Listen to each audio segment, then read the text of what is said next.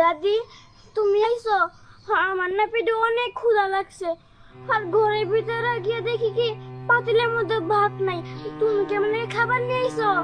খিদা তো লাগবো, এই কাম করে তোমার লাগে খাউন লইছি। চলো ঘরে চলো।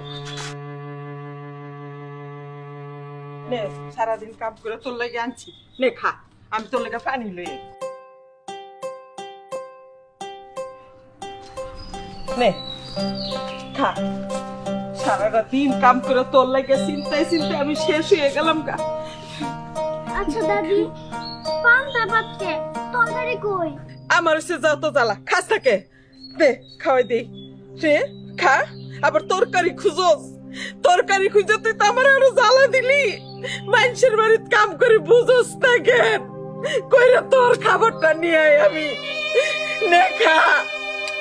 তোর এত বেড়ে খিদা নেই গা, আমার খাওয়ানোর চিন্তা তোর করতে হইব না, তোর তো বাসায় রাখতে হইব। তোরে দিয়া সব সুখে শান্তিতে থাকতেছে, দেখ আমার কাছে দিয়া গেছে। আমি তো আর এটার ফালাইতে পারি না, আমি কপাল পুরা, আমি তোর ফালাইতে পারি না। নে নে খা, নে কাঁচা মিষ্টা চাপা দে, এটা দিয়ে খা। নে খা, ইচ্ছা মতো খা, নে খা, আর খা।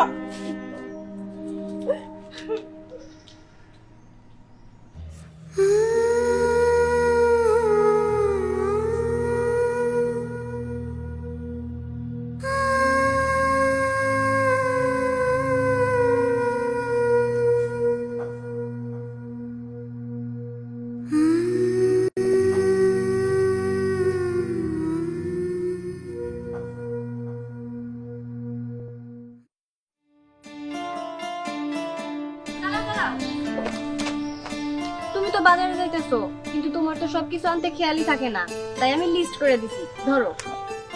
আচ্ছা ঠিক আছে, লিস্টে যা যা আছে সবকিছু নিয়ে আসবো।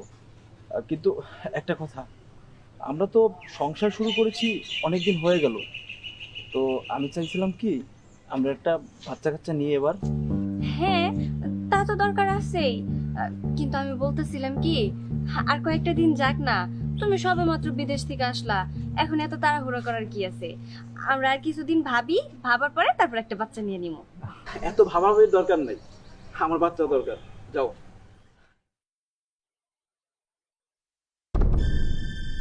বিদেশ থেকে আসলাম, এখন আমার একটা বাচ্চা দরকার, আর ওকে বলার সাথে সাথে ও এড়িয়ে গেল। তার মানে কি? কেমন যেন সন্দেহজনক।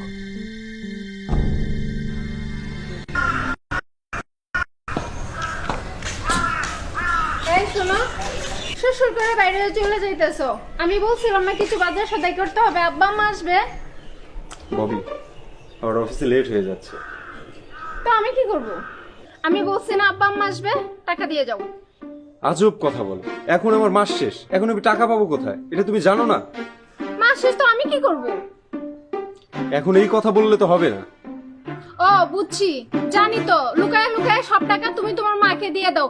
ববি, একদম বাজে কথা বলবে না কিন্তু। আমি যদি মাকে টাকা পাঠাই তাহলে এই বিষয়টা অবশ্যই তুমি জানতে। আমার এত কথা শোনার দরকার নাই, হয়তো বাজার করে দিয়ে যাবা, নয়তো টাকা দিয়ে যাবা। আমার আব্বা আম্মা এসে কি বাতাস খাইবো?